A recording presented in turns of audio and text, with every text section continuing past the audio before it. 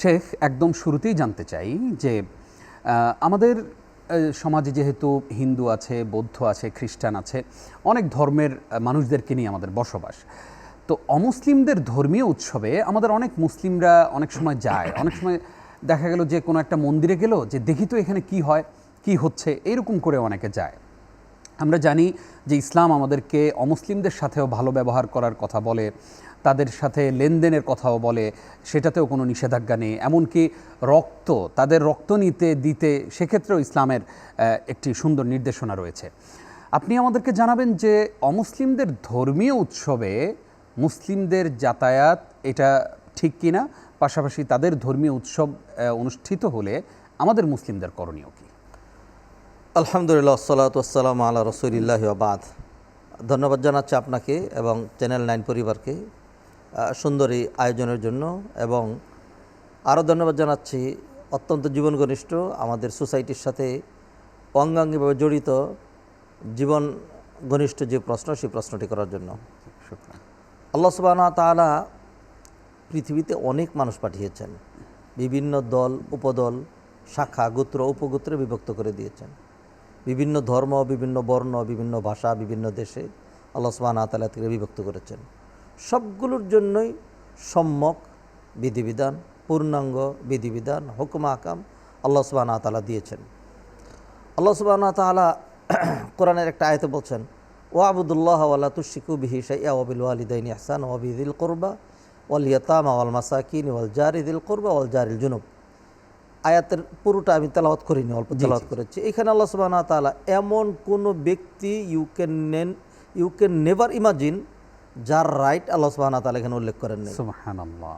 আচ্ছা, আল্লাহর রাইট থেকে শুরু করে, তার পিতামাতার রাইট থেকে শুরু করে, আত্মীয়, অনাত্মীয়, প্রতিবেশী, অমুসলিম, এমনকি চলার পথে যে আমার পাশের সিটে বসেছে এবং পথিক সহ সকলের অধিকারের কথা তুলে ধরেছেন। তো আপনি যেমনটি ভূমিকা বলছিলেন যে অনেক অমুসলিমদের সাথে আমরা বসবাস করি, তো সেই ক্ষেত্রে তো ইসলামের খুব সুন্দর গাইডলাইন রয়েছে।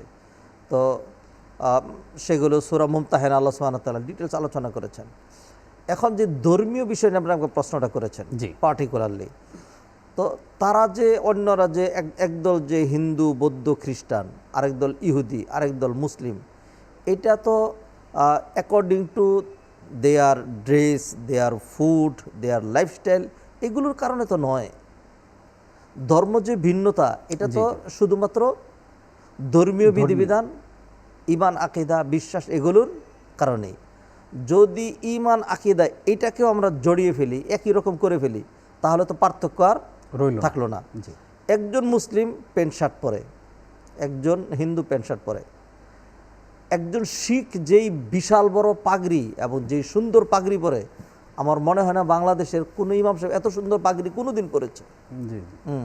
একজন শিখের যে লম্বা দাড়ি আমরা দেখি, এত লম্বা দাড়ি আমাদের কোনো ইমামের আছে বলে আমার জানা নাই।